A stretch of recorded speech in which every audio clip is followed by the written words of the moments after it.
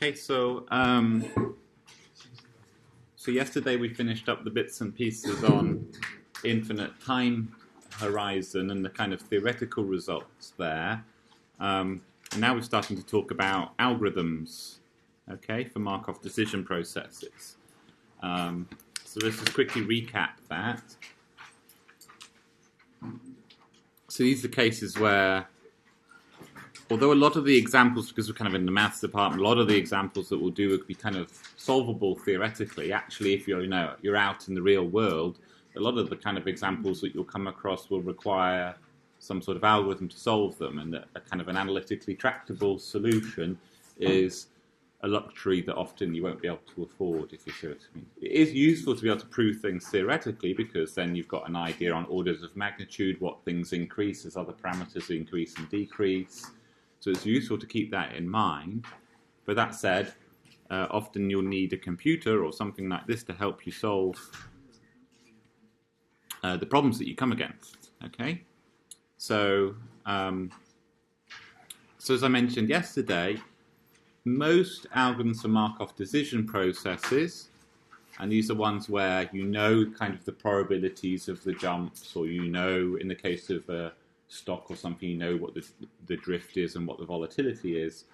An algorithm that goes to solve the Markov decision process will have essentially two steps. It'll have a policy improvement. Ooh, that's a rather big pen.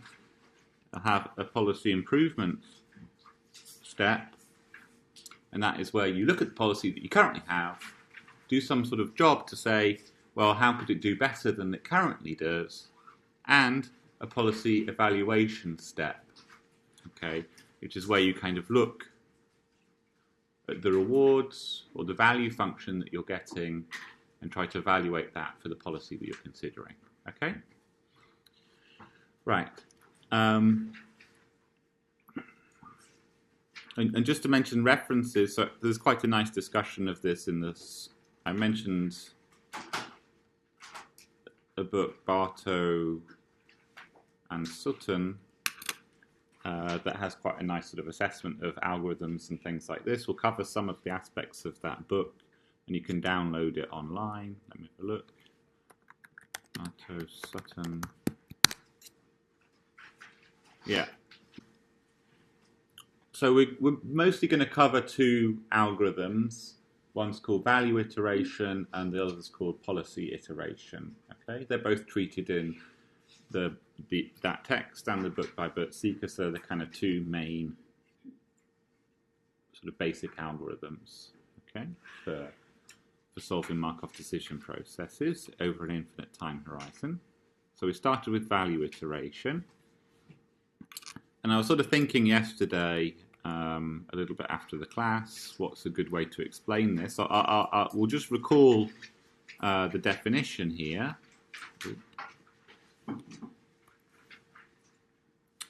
So value iteration is an important and practical scheme for approximating the solution of an infinite time horizon Markov decision process. And essentially what you do is you start with an initial value for all the states being 0.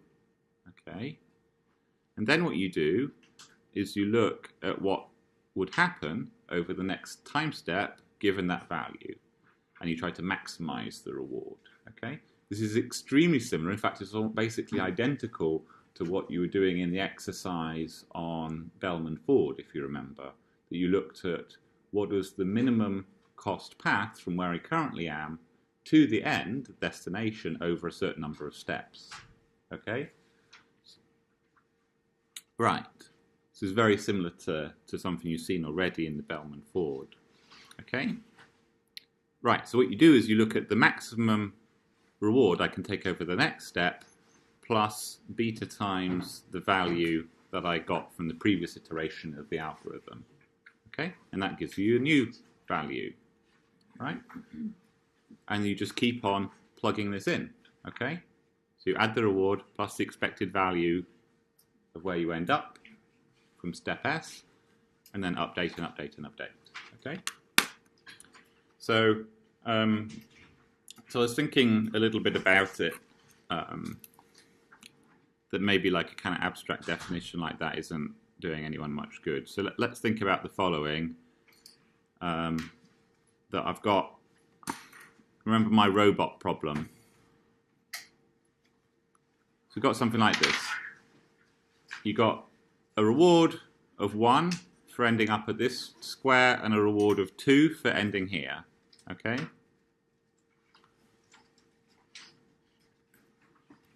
And then we've got my robot. Okay? And he can go left or right. Okay?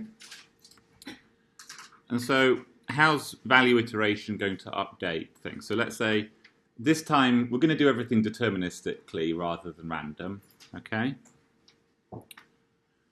So what value iteration will do is it will basically say everything, all the states except for maybe the end states. Let's not worry about the end states because they're not really states. They're just sort of where things end up. So the states are really these 6 squares in the middle here. Okay? And it'll start with the value of this state being 0, 0, and 0. Okay? And then what it'll do, for each state, it'll say, what can I do next? So if I'm here at this square, it'll go, if I go right, okay, I don't accumulate any reward from that move, and the value at the previous step of that reward was 0. Okay? So going right is 0 here. Or the other action is to go left. Okay? In which case I get a reward of 1. Okay? Because I end up at that state. Okay? And so at the next iteration of this algorithm, this will give me 1. Okay? And let's think about it for this state. I can go, I'm at this state, I can go right, and I get a value of 0. Okay, so 0. Or I can go left, and I get a value from the previous round of 0. Okay? So this remains 0. Okay?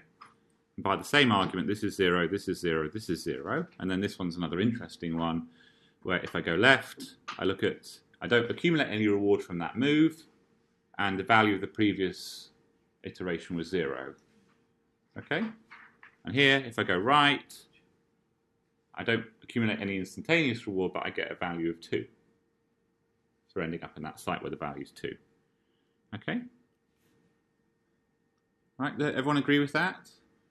So what's happening there is we're just evaluating the instantaneous reward plus the expected reward of where I end up at from the previous round. Okay? Does that make sense? So I'm just evaluating, for each of those 6 blocks, I just evaluated the left or right in this maximization and looked at what the reward was. Okay?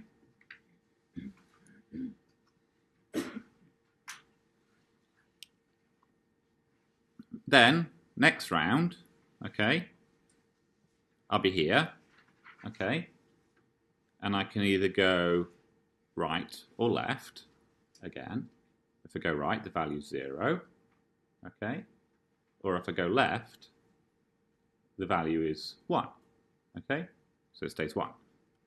This guy, if I go left, I get a value of 1, okay, and if I go right, I get a value of 0. So you want to go left, that's going to give me a bigger number.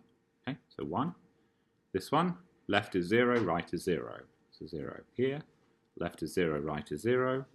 Here, left is 0, right is 2. Get 2. Okay? And here, well, left is 0 and right is 2, so it remains 2. Okay? Does everyone agree with that? Notice, this is the best thing I can do from this state over 1 jump. This is the best thing I can do this state over 2 jumps. I go left and left. Okay? So notice that now, if I evaluate this guy here, if I go left, I get 1, and if I go right, I go 1. So it actually doesn't matter anymore. The value is 1 for both of them. The left one here says if I go left, I get to the end and I get 1. This says if I go right, I can then go left and left and get 1. If you see what I mean. Okay? All right. Okay, there's another reason you might want to apply a discount factor. Notice that it would be better to make a jump of 1 straight away than doing a right, then left, then left. Okay, so if I had a discount factor on here, this is a number will be ever so slightly smaller than the left here. Anyway, okay. So keep going. This will be 1, 1, 2, 2, 2. Okay. And then it gets a little bit more interesting. This will remain left 1, right 1, left 1, right 1. And here it'll go, well, if I go left, I get 1, but if I go right, I get 2. Okay? So then it's better to go right. So this will become a 2, and a 2, and a 2. Okay? And eventually it'll go 1, 2, 2, 2, 2, and then 2, 2, 2, 2, 2, and we're done. Okay? Notice if I try to iterate again, I just end up with the same solution again. All right, so after this point, notice the next round is if I ran the algorithm 1,000 times, I just end up getting the same answer 1,000 times. Or, well, minus how many that is. 7. Okay. So that gives a basic idea of what value iteration is doing. You kind of look at the available actions, look what reward that's going to get you, and you take the better one. Okay, and that'll update the values. Okay.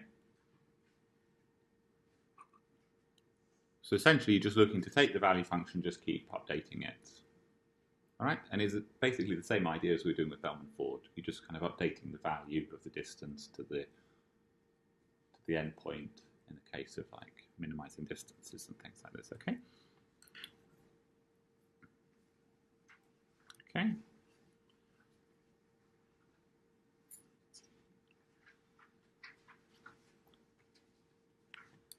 All right. So that's really what that is saying. Okay.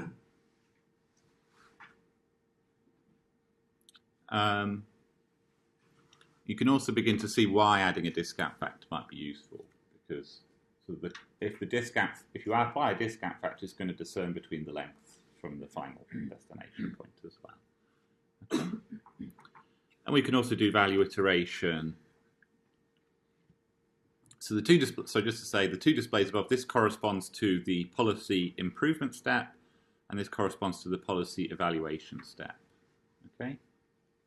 They're actually kind of wrapped into one thing, because if you just pay attention to what's the maximizer as well as what the maximum is, you can kind of do the two bundled together. But they are both there. All right.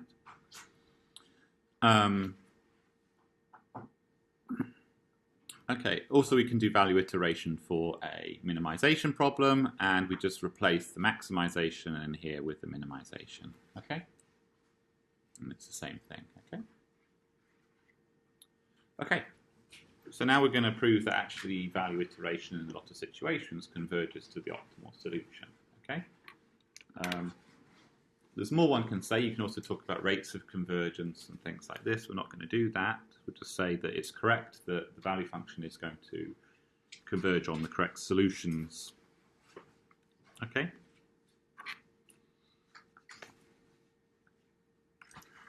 Okay. So here, for a reward function R, okay, I'm going to let L of R, so script L of R, be the new reward function taken from one iteration of that value iteration. Okay, so if R was my previous value function, this is my new value function under policy value iteration. Okay, and what I'm going to say here is if I have a reward Rx, which is bigger than R tilde, then after I do the value iteration operation, then that inequality remains the same. Okay? So let's just show that to start with. Okay? So it preserves order, essentially, this operation here. Okay?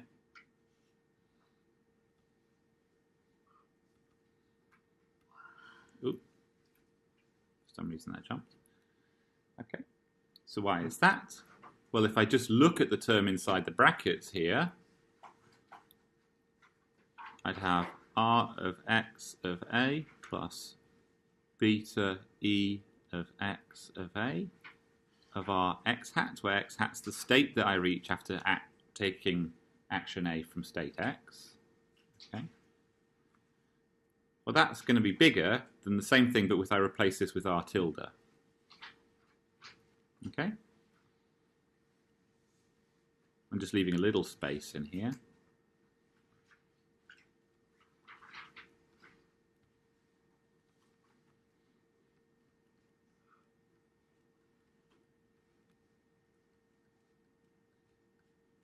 Okay, why? Because that's bigger than that, and the expectation preserves order. Okay? And then I can just maximize over the sets of actions here, and this is going to remain bigger than this. Okay? So now if I maximize this over the sets of actions, and I maximize this over the sets of actions, then this is going to remain bigger than this as well. Okay? And that is equal to script L of Rx, and that is equal to script L of R tilde. Oops, sorry. Okay? So in other words, that remains bigger than that.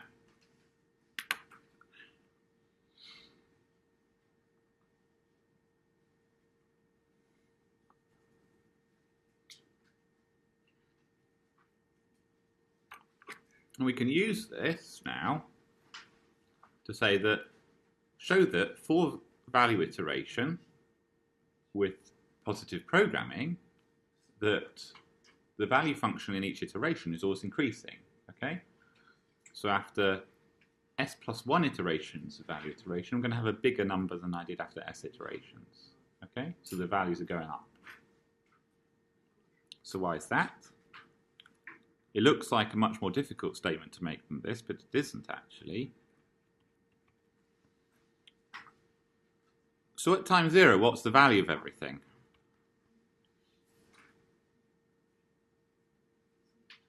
Yeah, 0. And just looking back at our definition here, what is the value of everything at step 1?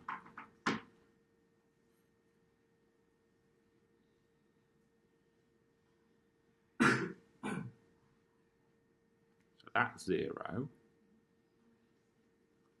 So it's just the maximum of Rx of A over A. Okay?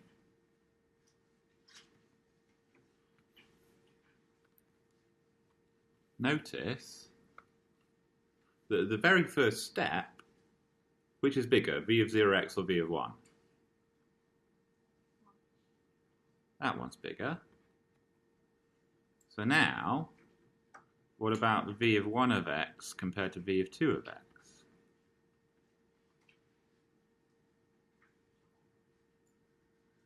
Notice from exercise 16, V of 1 is L of V of 0 of x. Okay? And V of 2 is L of V of 1 of x. That's bigger than that. So after one iteration, a value iteration, it's going to remain the same. Does everyone see that? I'll put that up a bit, sorry.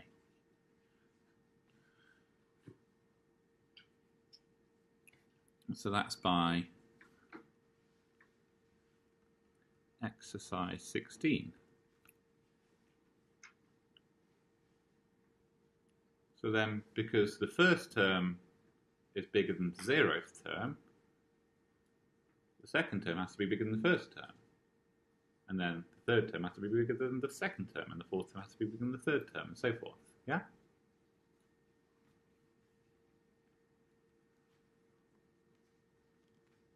So, and so forth.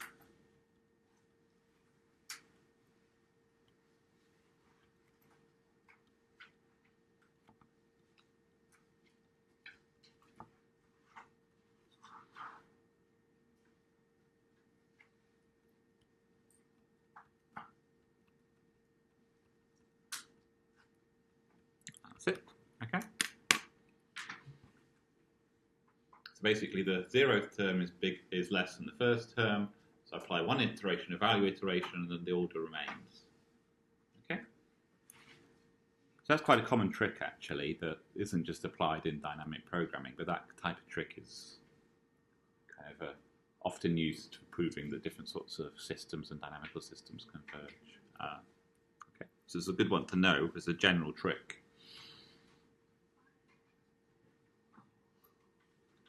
Okay, so that's good. That means that value iteration is somehow doing the right thing. We come up with policies and they're improving. Okay?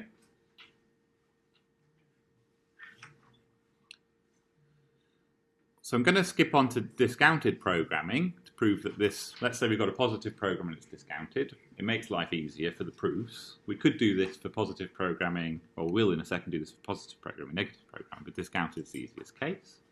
Okay. So I'm going to show that not only does value iteration improve the rewards, it also converges to the optimal reward. Okay? So it's one thing that you come up with better policies or better value functions. Okay? But you also want it to converge to the optimal one. Okay? Okay.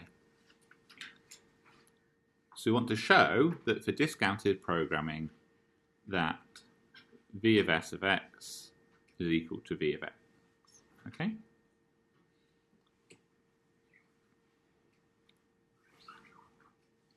So the answer to this is the following. That note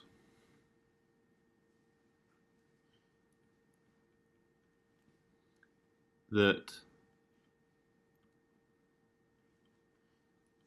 v of s of x is the optimal solution to a finite time Markov decision process. Okay? So why is that? So notice if I wrote down a finite time Markov decision process that lasted for s steps, okay, it got all the rewards that the normal Markov decision process over infinite time did, but then after time s the value was 0, okay, I'd have a finite time Markov decision process. Okay? And if I wanted to solve the optimal solution for that, I'd end up doing Bellman's equation, iterating backwards. Okay? That would be exactly the calculation that we did for v of s. Okay? So you should convince yourself, let's just get the exercise up.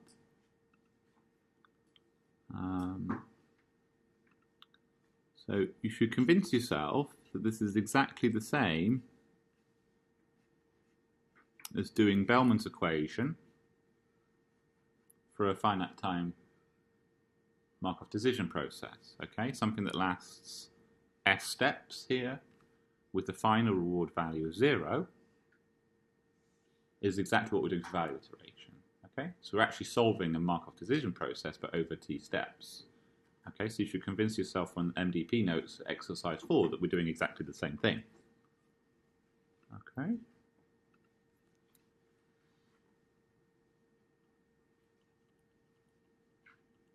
Okay.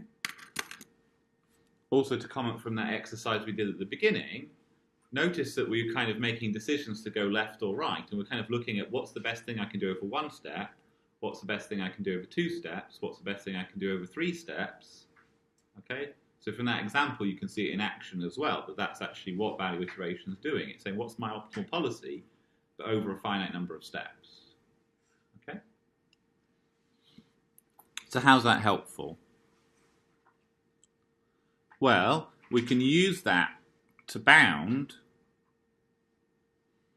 the value function v of s of x and say why it potentially can do better to some extent than v of x. Okay, so v here is the optimal value function.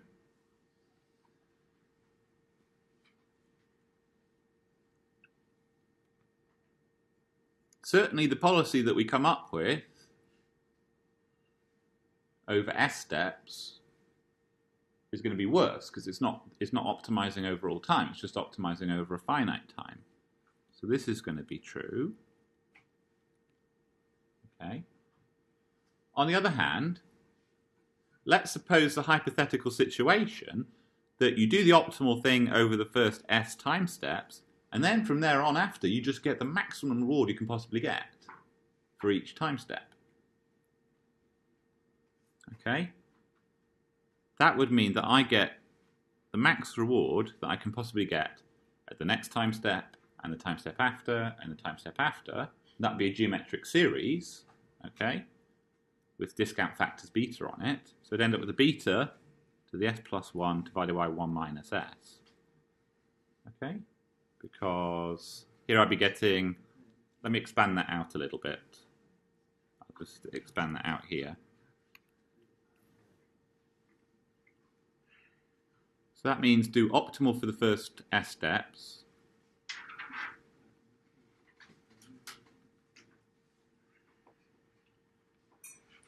And then I get the maximum reward at the next time step.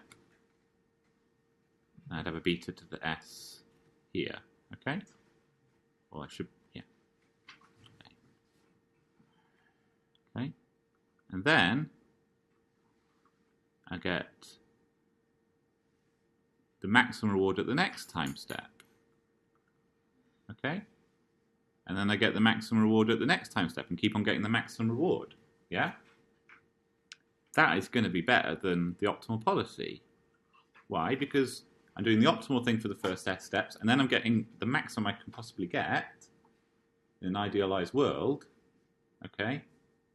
So it's better than any reward I could get over these time steps, so it has to be better than this. Okay?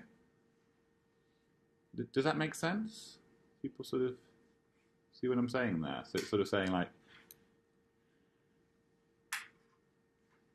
optimal for the first S steps, and then let's just do an upper bound on all the remaining rewards.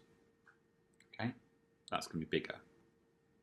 And if I sum that geometric series, I'm going to get this. Oh, that should be a beta, sorry. Yeah, okay. So that geometric sum is going to give me this expression here. Okay? That overhaul is going to be bigger than V of X.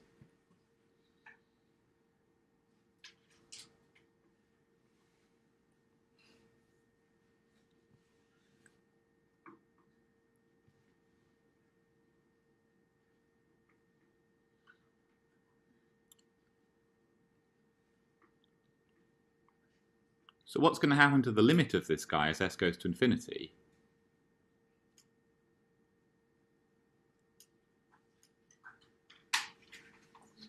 That's going to go to 0, isn't it? If I let S go to infinity, that's going to go to 0. This is going to go to the limit of Vs of x. Okay, and it says the limit of Vs of x is both above Vx and below Vx, so it has to be equal to it. Okay?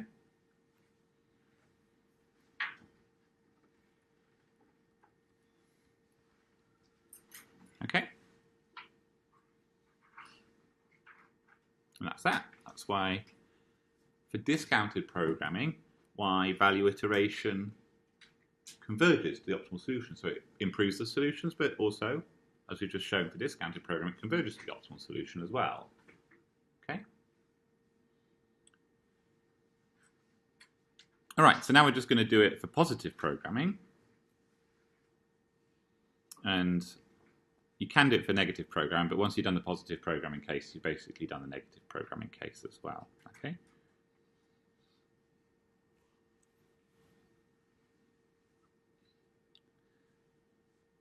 Okay, so let's do this one. Oops. So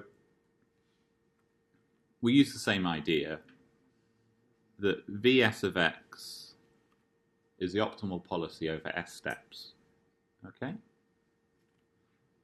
So that means that this is greater than or equal to the reward I receive over S steps from state x for some policy, pi, a policy that I could in principle apply over infinite time. Okay?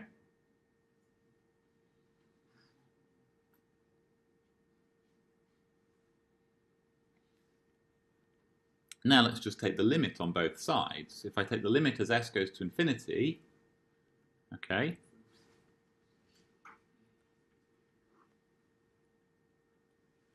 This is going to go to the limit of Vs of x, and this is going to go to the reward function for that policy over all time.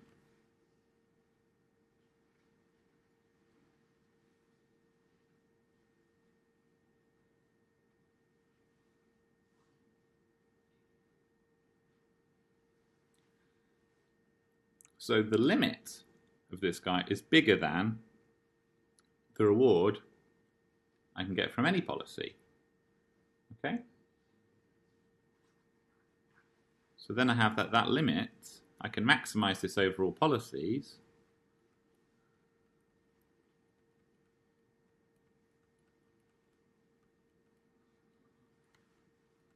Okay? But I can also apply exactly the same inequality I did up here, that since Vs is optimal over S time steps, rather than all time steps, and the rewards are positive, V of x is less than V of S as well. Okay, so this exact same expression holds for positive programming as well. All right? So that gives the result here also. Okay?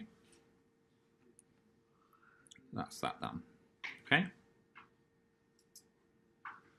And the answer for negative programming is basically exactly the same idea as exercise 19 as well. Okay?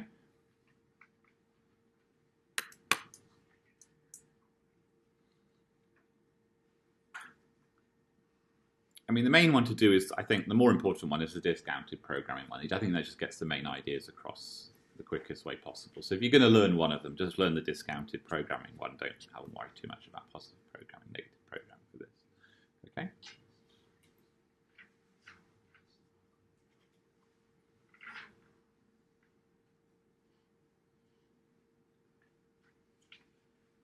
Okay, good.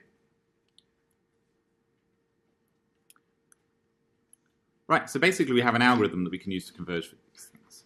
Okay? And like I mentioned, it's really easy to code this up. Okay?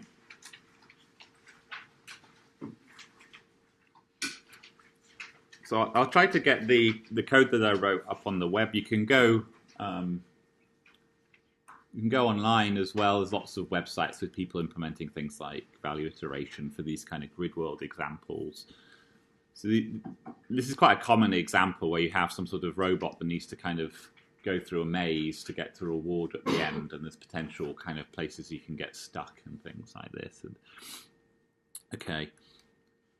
So notice here, if you did value iteration, again, we'd do something very similar to what we wrote down with the picture at the top. With the first example, we'd start with all the blocks here being 0, and then it'd look, if I go left, or down, or right, which is going to give me better reward. And in this case, it'll be right, and then you kind of take the average of the instantaneous reward. And there's 2 here, okay? So what'll happen is we'll begin to sort of construct these kind of averages of the states around you, okay? As I mentioned last time, in terms of coding this up, I'll just get here. Can't remember where I put the code.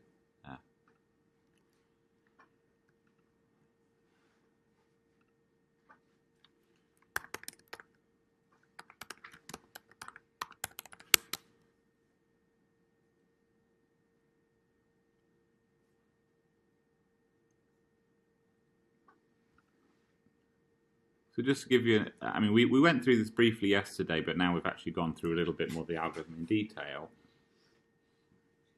So actually, like, the amount of stuff that you actually need to write to get the value iteration to work is very small. So most of this is just defining the model.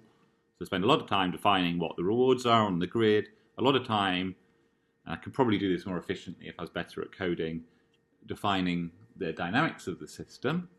Okay. Okay.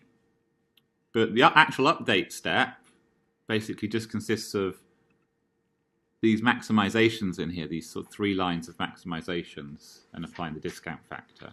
Okay. So basically the guts of this piece of code is 3 small lines. Okay. You don't need to write a lot. Okay, and then you just iterate on it. Okay, and I'll delete this clear output line for now, and we'll just run it all. So you see what it's doing. It would be better if this was over one line, but essentially notice that at the first iteration, notice it's taken the value. So this is basically, notice it's a 4 times 3 grid here. Okay. What I've done is I've started with the initial values here. This 0, 0, 0, minus 1 corresponds to the value here being 0, 0, 0, minus 1, and then 0, minus 2, 0, 0, and then the next row is this last row over here. Okay? So when I look at the kind of the output it's giving me is, over the first iteration it's saying, well, with the discount factor and the probabilities of moving around, the value of this, the block that's next to the minus 1 is minus 0.18. Okay? Then the value of the next row is 0, minus 2, 0, 0.54. Okay, note this 0.54 is kind of been stuck in this position here. So it's actually beneficial to be here because I can try to move up, and if I do, the average between being at 2 or minus 1 is 0.54, it seems. Okay, that's what the computer tells me. Okay, so do that for one iteration, and that's the whole row it gives me. Okay, and then it starts with those as the new values and says, okay, now given my first row 0, 0, minus 0.181, what's it going to give me as the new row? And notice it's evaluated now this part, and so this is actually slightly negative. Okay, so it's minus 0.0324. Okay, and then this has been made even a little bit worse, 0.2124 for the square next to the minus 1. Okay, so notice how the kind of negative number here is kind of propagating out around, and this positive number is kind of propagating out around, and this negative 2 will be kind of propagating around as well. Okay, it'll kind of start to fill up the squares until these numbers converge. Okay, so over a whole bunch of iterations, okay, there's not that many. About after I've written 1,000 here, but I'm kind of massively over. I probably could have done this in about 20 iterations or something like this. This will converge to the correct value. Okay, and eventually we get a set of numbers. Okay, with the different values for all the different squares, and we can use those to guide us. Okay, as to where we should go. Okay. So the upshot will be that the right action from this square is to go up, the right action from this one is to go up, and you kind of, once these values have kind of propagated back, so this 2 has kind of propagated back over here, we'll find that, for example, if in this square, the value of going here is more negative than the value of going here, or is smaller than going right. So actually it works better to take a longer route round than the shorter, more direct route to this 2. Okay? So lots of things like, you know,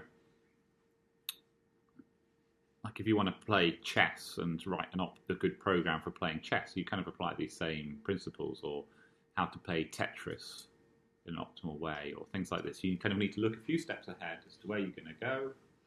Okay, evaluate these value functions, and then make the right decision. Okay? All right. All right. A little bit. I think we'll just take a 10-minute break now, probably, and then we'll go on